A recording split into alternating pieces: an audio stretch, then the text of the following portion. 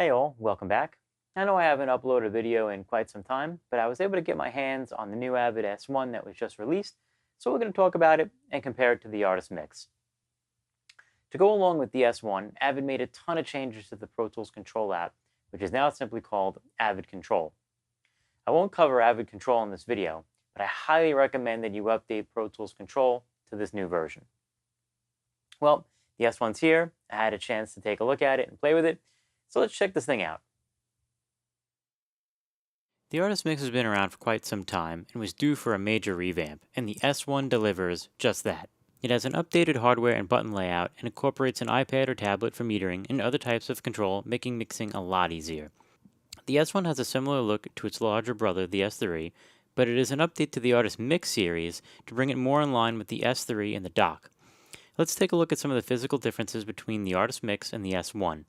The Artist Mix dimensions are 16.8 inches by 9.5 inches by 1.2 inches, or 47.7 centimeters by 24.1 centimeters by 3 centimeters. The S1 dimensions are 12.3 inches by 14.9 inches by 3.8 inches, or 31.2 centimeters by 37.7 centimeters by 9.7 centimeters at its highest point, which is the back plane that holds the tablet in. This makes the S1 narrower but deeper than the Artist Mix. Also, keep in mind that if you add a tablet into the holder, you may need to raise your monitor a bit to accommodate the additional height needed by the tablet if you put the S1 underneath your monitor or in front of your monitor. The S1 maintains the same 4-unit plus dock system that the Artist Mix has, and at the current time, the S1 is compatible with the dock, the Artist Transport, and the Artist Color. Now let's take a look at some of the layout changes. One thing you may notice is that the power button has moved to the back of the unit. This is more in line with the dock and the S3, and I'll cover more of the back of the unit later on. Starting at the top, you'll see a tablet holder. This is to accommodate various types of tablets. The tablets can run in various modes, which will show different options like a metering bridge. More to come on that later. To date, the following tablets should be compatible with the S1 and the Avid Control app: iPads, iPhones, and iPod Touches with iOS 11 or greater, Amazon Fire HD, and Android phones and tablets. Below the tablet holder, we see a new row of function buttons across the top as opposed to along the side. I like this move. I think it's a better use of space, and all of the functions are in one spot. More on the function buttons later in this video. Below the function buttons, we have super bright and super clear OLEDs. Unfortunately, I don't have a photo of them on, but they are the same OLEDs that are on the S3. They're a huge improvement. Below that is a row of select and in buttons, along with the knob encoders and a pair of automation indicator LEDs. The buttons are S3 style buttons. They're very easy to operate with a tactile click, and the new automation LEDs will indicate the automation status, along with indicating active automation writing or preview modes.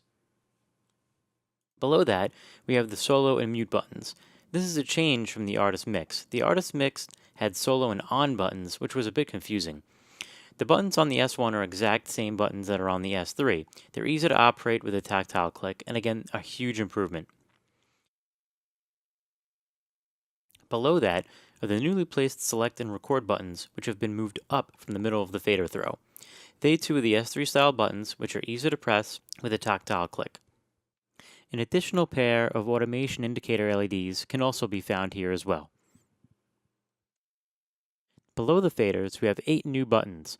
The first 4 are OS modifiers by default, but all 8 can be reprogrammed and customized, just like the additional 4 user assignable buttons.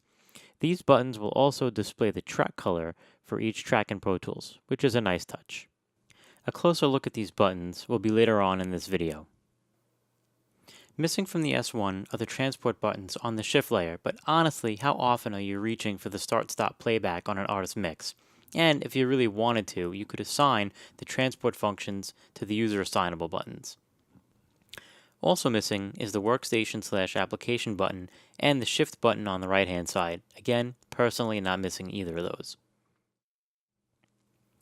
Let's take a closer look at the top function row from left to right. First, we have the shift button. This gains access to the second layer of functions. The shift button can either be latched by a single press or can act as non-latching by pressing it and another function button at the same time, and then releasing. Next we have back and top on the shift layer. Back returns to the previous knob set, and top on the shift layer returns to the top of the current knob set. Next we have page left and config on the shift layer. Page left displays the previous page of parameters on the channel encoders. Config enables config mode on the channel encoders, letting you assign plugins and aux sends to tracks along with input and output paths. Next, we have page right and X on the shift layer. Page right will display the next page of parameters, and the X on the shift layer currently has no function and is reserved for future use. After that, we have inserts and input on the shift layer. Inserts enables control of the inserts on the selected track, and input on the shift layer enables setting of the input for the selected track. Followed by that, we have EQ and instrument on the shift layer. So EQ displays the EQ parameters of the selected track across the knob encoders and OLEDs, and instrument on the shift layer displays the virtual instrument input and output parameters if the selected track is a virtual instrument track. So after EQ and instrument, we have dynamics and heat on the shift layer. Dyne for dynamics displays the dynamics parameters of the selected track across the encoders and OLEDs. And I love the fact that this has been moved to the first layer, because on the artist mixes, it used to be on the shift layer. So heat on the shift layer will display the heat parameters across the OLEDs and knob encoders. If you're not familiar with heat, heat is an analog saturation emulator. And if you want to know more about it, you can head over to avid.com, I guess, or Google it. After dynamics and heat, we have aux and group on the shift layer. Aux displays the aux sends for each track across the knob encoders and OLEDs, and group on the shift layer displays the group assignments for each track across the knobs and OLEDs. After aux and group, we have pan and mix on the shift layer. Pan displays the pan parameters of each track across the knob encoders and OLEDs, and mix on the shift layer displays the output parameters for each track across the knob encoders and OLEDs. After pan and mix, we have flip and channel on the shift layer. Flip will flip the knob parameters down to the faders, and the fader parameters up to the knobs. Channel mode on the shift layer toggles the encoders between normal mode and channel mode. After flip and channel, we have bank left and home on the shift layer. Bank left banks the previous 8 tracks to the channel strips, and home banks tracks 1 through 8 to the channel strips. After that, we have bank right and end on the shift layer. Bank right banks the next 8 tracks to the channel strips, and end on the shift layer banks the last set of tracks to the channel strips. After bank right and end, we have nudge left and mixer on the shift layer. Nudge left moves the previous track to the leftmost channel strip, and mixer on the shift layer toggles between the mix and edit windows in Pro Tools. Lastly, we have nudge right and close on the shift layer. Nudge right moves the next track to the rightmost channel strip, and close on the shift layer closes any open window in the application. Now let's take a look at the 8 new buttons along the bottom of the S1. From left to right, the first 4 are pre-programmed to be OS modifiers, but they can be reprogrammed to any Yukon command or keyboard command similar to the remaining 4 user-titled buttons. And again, these buttons will light up to display the associated track color in Pro Tools. Lastly, let's look at the back of the unit. From left to right, we have a locking power connector, which is the same as the dock. The on-off switch, again, same as the dock. A foot switch input, which can be assigned to various transport functions or talkback with supported hardware. A network interface, and a USB port to power any tablet that's in the holder. So here are my overall thoughts and things that I like and things that I don't like about the S1. Let's start with the things that I like. I love the locking power connector. I think it's a great addition. I think it's a little attention to detail, and it's very similar to the one that's on the dock already. Number two, I love that the dynamics function is on the first layer of the function buttons, because the S3 and the Artist Mix had the dynamics on the shift layer. So it's good to see that that they move this up to the first layer. It just makes mixing a little bit easier. So kudos to them on that. I love the bright, sharp OLEDs. They are the same OLEDs that are found on the S3. So kudos to them for including those on the S1. I like that the record and select buttons have been moved up out of the typical fader throw. It's a great attention to detail and just makes it a little bit easier for mixing and especially for changing automation modes and stuff like that. I love the smooth faders, that they're similar to the S3 and the dock. I like that they're keeping in that tradition and matching the faders to those two devices. I love the track colored buttons across the bottom. It's a great addition. I think it makes it a little bit easier to spot the tracks. The S3 had these little LEDs across the top by the OLEDs, which tells you the track color, but these buttons down below the fader, I think, is a lot nicer. I also like the fact that you can pair this S1 with a tablet and get a full meter bridge. I will try to do a review of that maybe in another video. But you can once it's paired with a tablet, you get a complete meter bridge. Nice big meters and stuff like that. A lot of people say that the S1 did away with the meters like the S3 has, but again, the S1 is really just a replacement for the Artist Mix, or an evolution of the Artist Mix, not the S3.